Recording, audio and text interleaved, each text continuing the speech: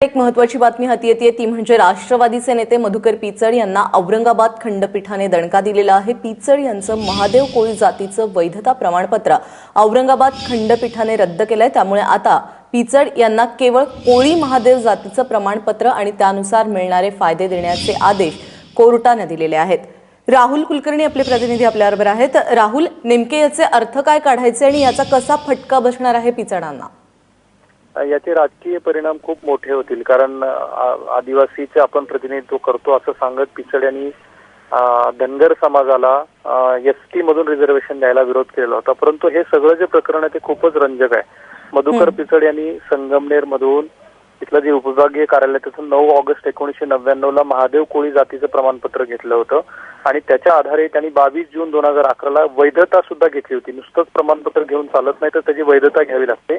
या वैधतेला नागपूरच्या महाराष्ट्र आदिवासी मन्ना जमात मित्र मंडळाने औरंगाबाद खंडपीठामध्ये आव्हान दिलं होतं आणि त्यांचं असं म्हणणं होतं की महादेव कोळी ही जी जमात आहे ती राज्याच्या यादीमध्ये समाविष्टच नाहीये आणि पिचड यांनी जे पुरावे दिलेले आहेत ते फक्त कोळी या जमातीचे आहेत।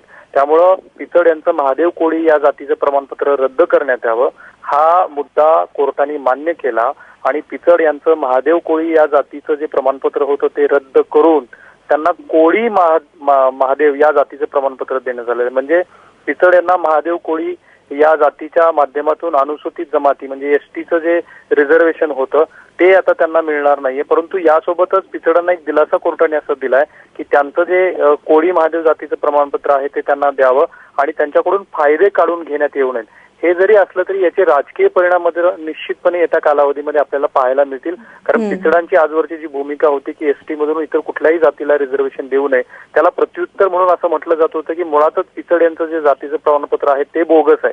ते एका अर्थाने तो जो प्रतिवाद होता तो कुठे न्यायालयात खरा ठरला की काय या निकालानं आपल्याला म्हणायला लागेल। प्राजक्ता, राहुल, धन्यवाद या सगळ्या माहितीबद्दल।